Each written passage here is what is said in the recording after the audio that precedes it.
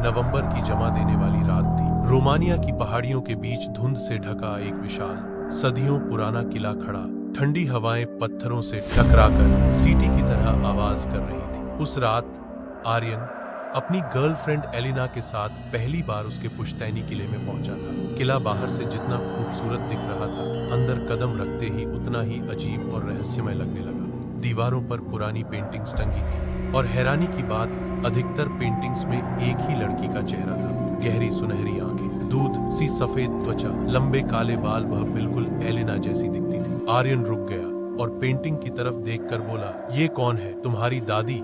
Elina ने हल्की मुस्कान दी, एक ऐसी मुस्कान जिसके पीछे कोई बड़ा राज छिपा हो। हाँ, बहुत पुरानी कहानी है, कभी सुनाऊंगी। लेकिन उस मुस्कान के पीछे उसकी आंखों में एक पल के लिए गहरी उदासी चमकी और जल्द ही गायब हो गई। रात के खाने के बाद एलिना किसी काम से नीचे चली। आर्यन अकेला किले में घूमते हुए पुराने पुस्तकालय में पहुंचा। जगह धूल से भरी हुई थी, मकड़जाल और जंग की गंध से भरी। मध्यम मोमबत्ती की रोशनी में उसे एक लोहे की जंजीर से बंद पुरानी तिजोरी दिखी। उसने कुछ कोशिश की और तिजोरी खुल गई। अंदर एक पुरानी खून के दाग वाली डायरी रखी थी। आर्यन ने उसे धीरे धीरे खोला और पहला ही वाक्य देखकर उसकी सांस रुक गई। उसका दिल जोर से धड़कने लगा। ये कैसे संभव है? एलिना तो मेरे सामने जिंदा है। आज 2024 में कांपते हाथों से उसने अगला पन्ना पलटा। उसमें लिखा था, हमारे खून पर श्राप है, हम मरते नहीं, बस सो जाते हैं और खून ही हमें जिंदा रखता है, हमेशा के लिए। इसके बाद उसी डायरी में एक पुरानी तस्वीर थी, एक लड़की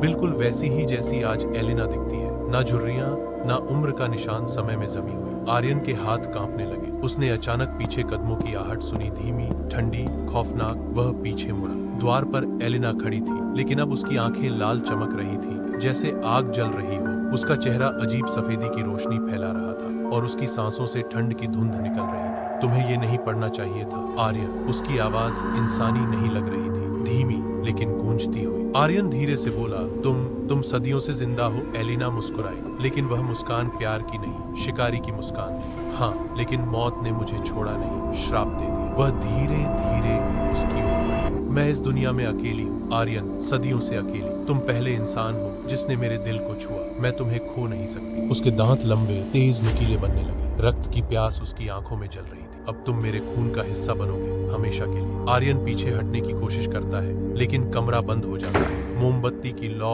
अचानक तेज भड़कती है, फिर बुझ जाती है। काला अंधेरा गिरता है और दूर कहीं आर्यन की चीख गूंजती है। अगली सुबह किले की दीवार पर एक नई पेंटिंग टंगी होती। एक युवा आदमी, उसकी आंखें खाली, चेहरा बर्फ की तरह सफेद। तस्वीर के नीचे लिखा है, आर्यन व्लाश जन्म। इसके सामने खड़ी एलिना, शांत मुस्कान के साथ, जैसे सदियों की तलाश पूरी हो गई।